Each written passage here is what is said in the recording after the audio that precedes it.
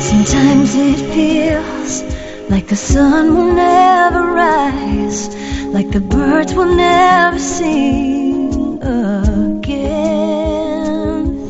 Believe in a power greater than what you are going through. When you don't know what to do, keep breathing.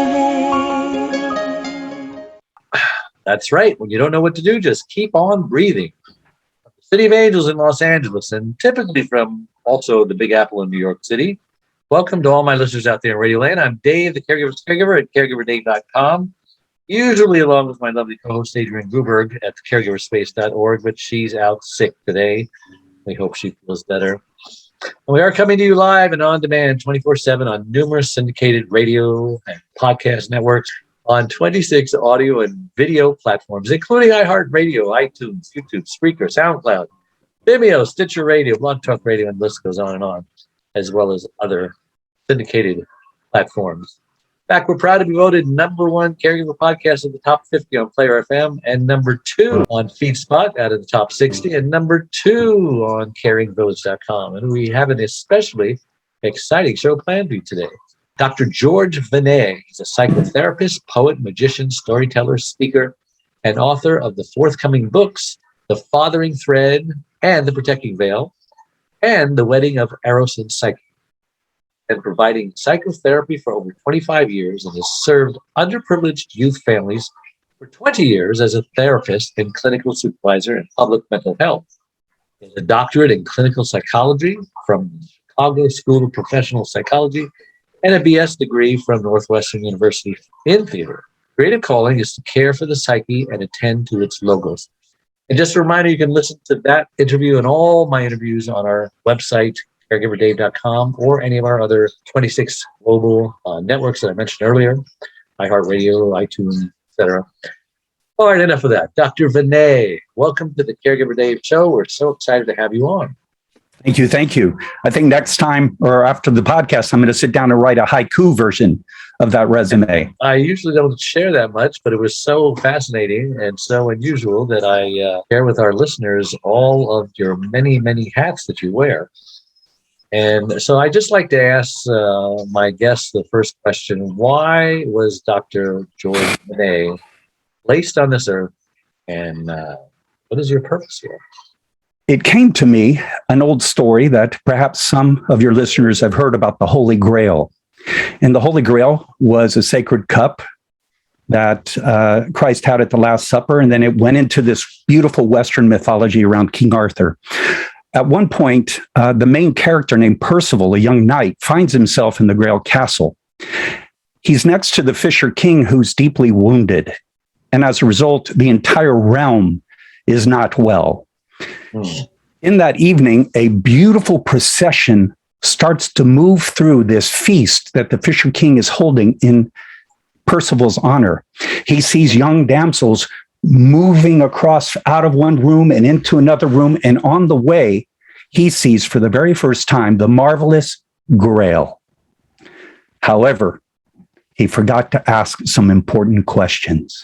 And when he wakes up the next day, the whole castle, including the Grail, is gone. The two questions that he should have asked were, "What ails thee?" to the Fisher King. If he had asked that question, the king would have been healed and the whole realm would have grown abundant and joyous once more. And the other question is, who does the Grail serve? These things came up out of that beautiful question that you ask, which has the notion of quest in it, right? When we question, we're off questing, just like Percival. But the two questions, what ails thee, I think is at the heart of your podcast. As you listen deeply to the caregiver's journey, trying to keep them heartful and motivated and inspired. And I think my work as a therapist, and even in the writings that I try to do, is to take us to that place of healing where perhaps the Grail could show up in our midst and overflow from the woundedness out of which it came. And in that woundedness actually feed us and nurture us and vitalize us. And who does the Grail serve? Well, it serves each other, I think. And it also serves the big guy, the goddess, however you want to say it, the divine, right? Yep. So there you are. I think that's why I'm here. All right. Well, that's an amazing answer. So tell me your story of what you hope to communicate to our burned out caregivers who are listening to you. You've got a story. Oh, well, as you know, there's so many stories, but I as I approached and gathered thoughts and ideas and memories of what might your beloved caregiver audience, what each individual might find meaningful in our conversation, I think it starts with the fact that you and I are meeting to open our hearts and see what comes up, what stories arise, yours and mine. You're so kind to attend to your guest, but you have marvelous stories yourself. And we all have a story. Yes, my story, which led to the writing of the book, The Fathering Thread and the Protecting Veil, involved a very difficult journey when my 4-year-old twin daughters were kidnapped to South America. And hence began a journey to see how I could stay in their lives, how I could obtain their return. It was the first case of international child abduction to South America, to Venezuela. How long were they gone? They were gone. Well, there is a Hague Convention treaty that Venezuelan and a whole number of countries in the world have signed to affect the immediate return of the children when one parent removes them unilaterally to another country. So it began the implementation or request or petitioning of that request to return the children. And I went down to Venezuela and met everybody short of the president. It was in sort of the heyday when Chavez had just risen, Hugo Chavez, who was the president at the time. And I met everybody, again, that I could, by myself, showing up and saying, I would like to be part of my children's lives and co-parent. And I wanted them to be able to look into my eyes and see my love for them and for their well-being. However, over the course of that journey, it became almost impossible. And at one point, I had to return to the U.S. And this was prior to another fellow who was in the media in the mid-2000s who had his son taken to Brazil. The reason I bring this up and share this story is that it then extended out all the way to when they were 18, where I had to go on, carry on, stay standing, even when all I wanted to do was fall down. And I found that in that journey of staying standing with a deep knowing of my love for my daughters and for their well-being, that one day perhaps something would move. And along that journey, which went all the way to when they were 18, when I finally saw them, I found myself transfigured. I found my story transformed, changed. It was as if sitting and having to stay standing, carrying and holding in my heart's grail what I was living through and feeling, it all transformed. It was as if in the suffering, my heart opened up even further and didn't shut down, even though there were, of course, moments where all I wanted to do was that.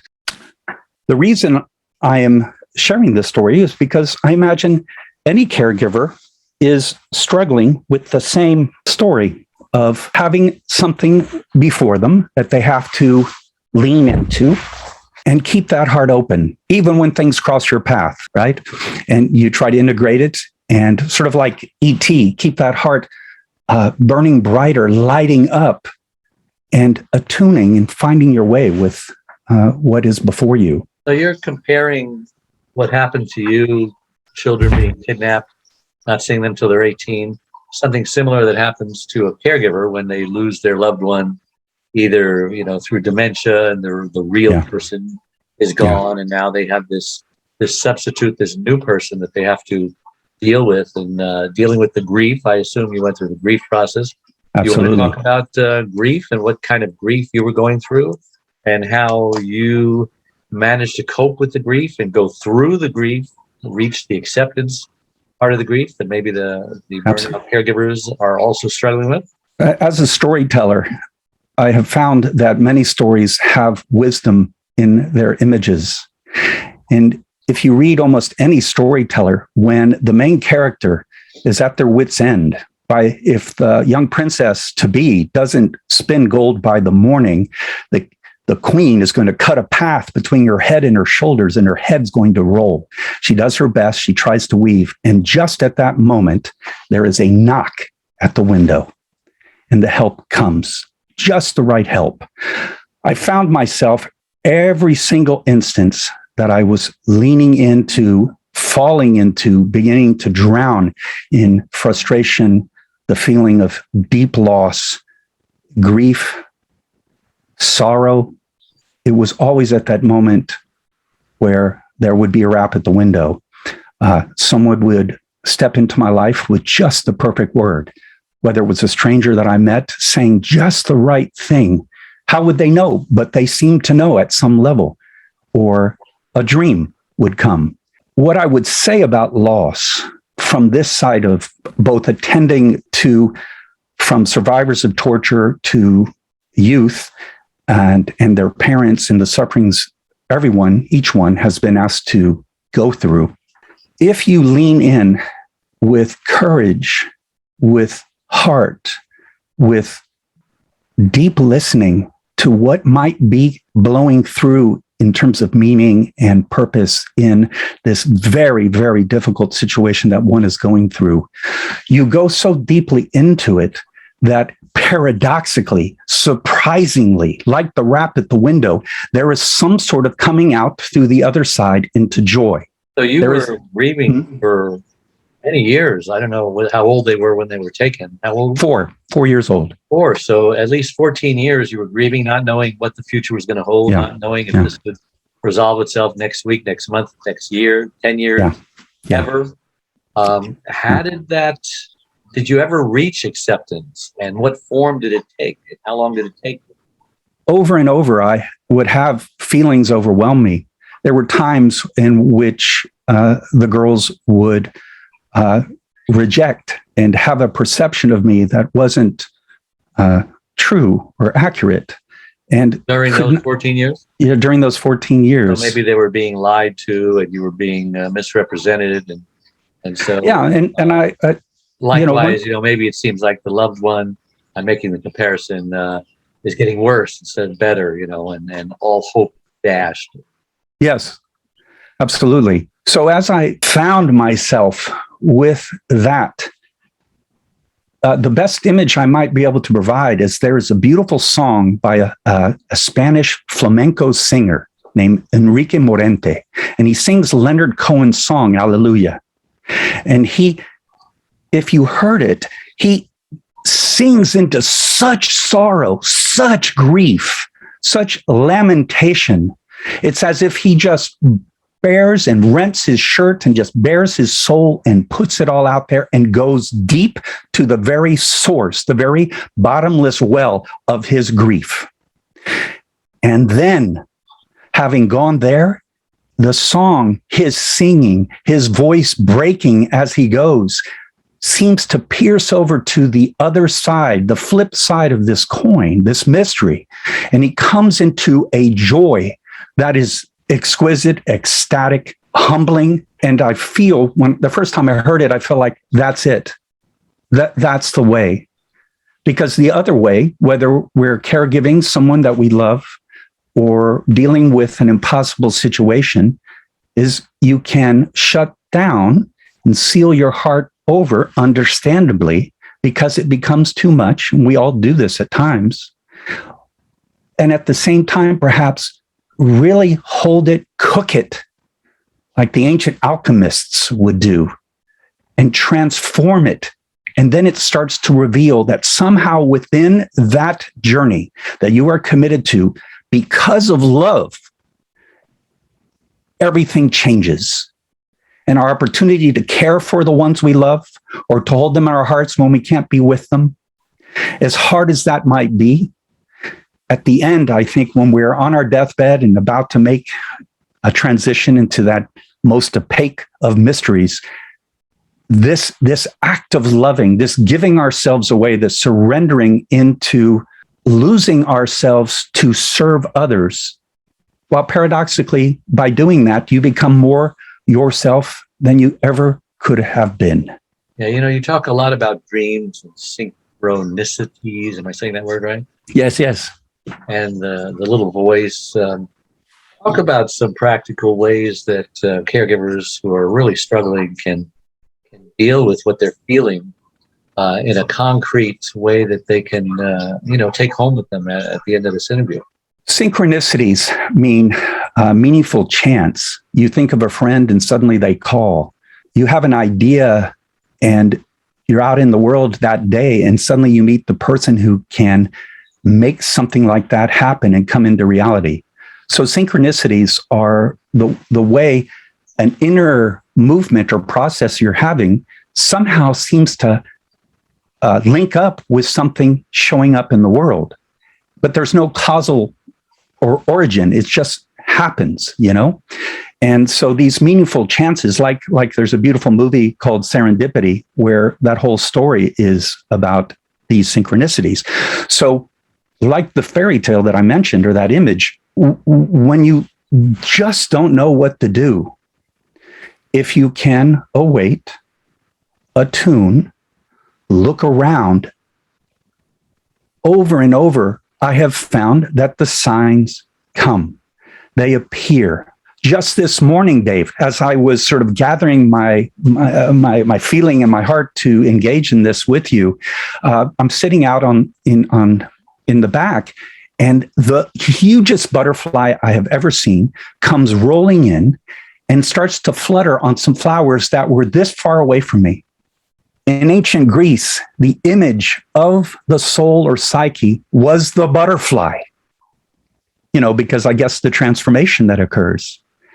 And all I could think is our conversation is going to have a lot of soulfulness, a lot of psyche. And here we're coming with a blessing.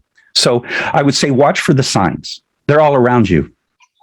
And dreams. Well, let's go with the voice. Kind of like a field of dreams. Right.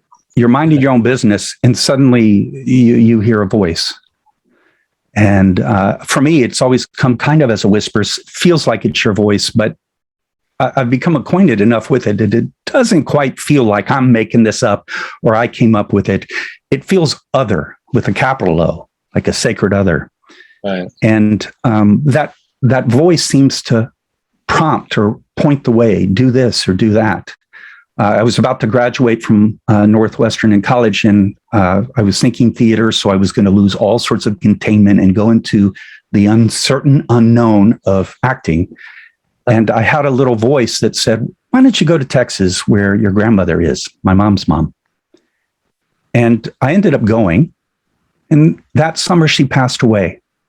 And I look back on it and I think, that voice was getting me out there so that I could really spend time with her. Because those memories of those heartful conversations where I was awake enough as a young man, now in college, can nourish me for a lifetime. So listen to the little voice. Speaking of little voices, I want to talk about faith. Some people believe in God. Some people don't believe in God. Some people believe in different images of God. There's Jews, there's Christians, there's Muslims. How does faith come into the equation of grieving and going through the grief process and coming to the place of acceptance where you say, not my will, but your will be done. Everything happens for a reason. I'm going through this. Somebody's giving me the strength, the courage to do it. Many, many caregivers are faithful people, and they believe in a higher power and a God, and would say that they could not have gone through this if it wasn't for God helping them. So what's your faith in that? Well, as a psychotherapist, I am deeply respectful for the many ways up the mountain and down into the valleys. so that I can accompany whatever is feeling true and rising up in the individual sitting in front of me. As I have encountered the most difficult moments, I have been surprised and humbled by how much a Christian fountain has come up in my journey. The images, for example, there's a tradition, I was raised Catholic. There's a tradition in music as well as in the tradition of Mother Mary, Virgin Mary, that at the foot of the cross, when she's dealing with the suffering of her son, which to any of us, and perhaps any caregivers you have, it's the greatest challenge to our survival, our staying standing when we're dealing with someone we love suffering. The tradition is called the Stabat Mater, the standing mother. And there's beautiful music that has been written over the centuries in this tradition of Mother Mary staying standing when all she wanted to do was fall down. And so along my journey, that image came, other images from my tradition came. However, I would share this. C.G. Jung, Carl Jung, who was the famous Swiss psychologist who worked with dreams and really emphasizes spiritual guidance moving through dreams, was interviewed by the BBC. And the interview asked him, "Do you believe in God?" And he looked straight and he said, "I don't believe, I know." He was describing, and you see it in his writings, in his own autobiography, there is that leap of faith, that devotedness in the face of the unknown and unconfirmed. But as you go through those experiences and you realize that something keeps showing up to help you, I say something, but it's really the thou, the higher, however you want to say it, that joins you and is accompanying you in the most difficult times. And suddenly you realize it's not a matter of belief anymore. It's that you know. So in my journey and working with clients over and over, when I say, we've been talking about the problem that brings you in. I have my professional training and background, but let's see what the psyche has to say. Have you had a dream? And here comes a dream that I end up feeling like I'm a midwife. I'm just mediating. This is not, the dream isn't being created by someone's ego. It's far beyond what you know. It's like the psyche dips down outside of space and time to what's being imagined, coming along from the future, parts of your past, and orienting. And over, Dave, I just take my hat off and kneel every time I think about how many dreams I've heard in someone's journey and my own that have showed up. And if you listen and try to chew metaphorically, poetically on the images, suddenly it releases an imagination that orients and helps you feel that you are not alone. And the Bible talks about without vision, the people perish. I love that quote. Absolutely. Survivors, they had a hope. Without hope, yes. I don't know why I'm not saying the ones who died didn't have hope, but I think if the ones who survived didn't have hope, I don't think they would have survived. You raise another... It becomes a self-fulfilling prophecy. And what you just said raises another thing that's become very important to me. My father was killed when I was 20 by terrorists in El Salvador. And after his death, I started having dreams of him. And over the years, he's come to visit. In my field of psychology, we focus a great deal, understandably, of course, on the bereaved, the ones left behind. I've also seen, though, that dreams are coming that suggest that there's more than meets the eye.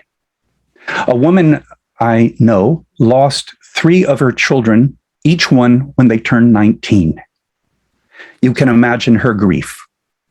And she came to me one day and she told me she had this dream, that she saw the oldest one in a swimming pool, no longer in a wheelchair. And she goes, "Son." And he said, "Hi, Mother. You're here. I can see you. You seem fine." And he says, "I am fine, Mother. But God is sending me on an errand." And he leaves. But she woke up, and that endless pit of sorrow suddenly had a stairs showing up and leading upward, because she realized that perhaps truly, as was her belief, there is more than meets the eye, and the soul continues on. And over the course of all these years working with clients in their dreams, I keep seeing it. Your loved ones, they never go. And they return sort of released of whatever barnacles of history that might have kept them hurting or wounded or caught in something. And they show up with all sorts of, like, it's all feeling, it's all love. In the last few moments, what would you like to share that you haven't already for our listeners? I am really touched by what you and Adrian are doing in creating a forum, an ongoing conversation, and an overflowing of the Grail out into the world to reach those who are in deep need of solace, encouragement, hope. I hope that each one finds that knowing of which we speak, that dreams come just when they need them, that synchronicities occur to help them stay standing, and that love keeps their heart opening ever deeper so that they can go into whatever they're being asked to live, by life, by destiny, by God, that they can find a way of discovering how much love is available, how much purpose and meaning and destiny is unfolding. Very much how you and Adrian created all that you're doing because of your own personal journey, right? It created a kind of transformation and then a giving away of yourself and pouring yourself out of love and care for all those you know are also going through difficult and sometimes inconsolable moments. So I'd like to share that. I wish everyone well. I wish them much heartfulness, encouragement, prayer, support when they least expect it, so they can stay standing. So if somebody wants to get in touch with you or read some of your books or pick your brain, what's the best way? thefatheringthread.com is the website that's still under construction, but they can eventually visit. The book should be coming out in December, around there, God willing. One proposes, God confirms. My website as a psychotherapist is The Wedding, like marriage, The Wedding of Eros, EROS, The Wedding of Eros and Psyche.com.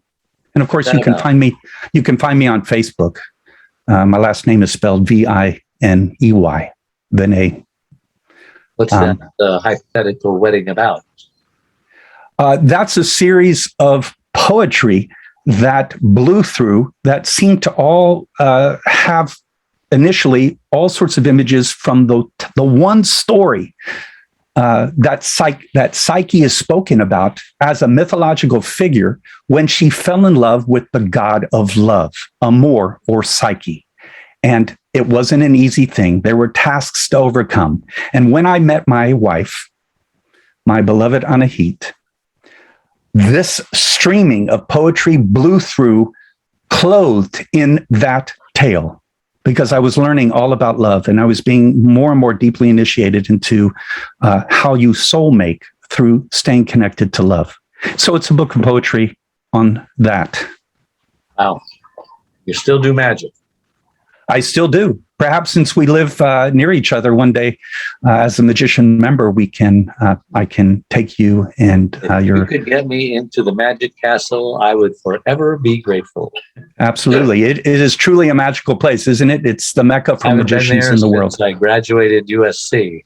Oh, well, then it's time. It's time. It is time. And that's where you walk in. There's a lobby. You say "Open Sesame" to the bookcase, and there it is.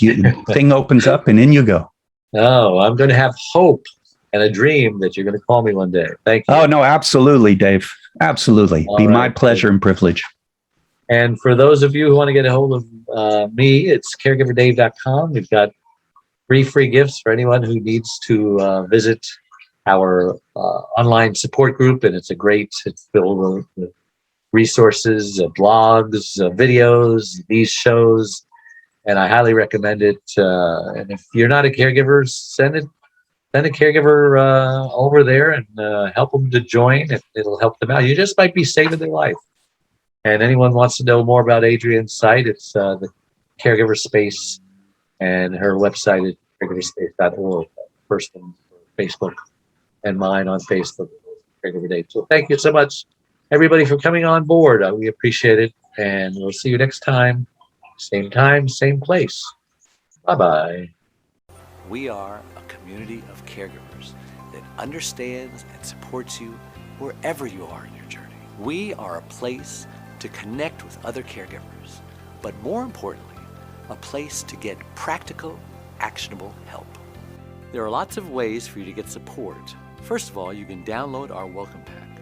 This will get you started on your Thrive journey. Next, you can ask and get answers to your questions by posting them here in our private Facebook groups. You can also get live online support by attending one of our live weekly Connect webinars. You can get practical, actionable advice by listening to our weekly podcast. You can hear and read other stories about other caregivers' experiences, plus add your own in our weekly Share Your Story forum, posted every Tuesday in the Facebook group. You can access essential resources and download practical Thrive Solutions packs, all of which are geared to help you thrive as a caregiver. You get lifetime access to all of our resources. Again, we're here to support you and help you thrive and to enjoy your life as a caregiver. And remember, this is a place to get hope, not just cope. Sometimes it feels like the sun will never rise, like the birds will never sing.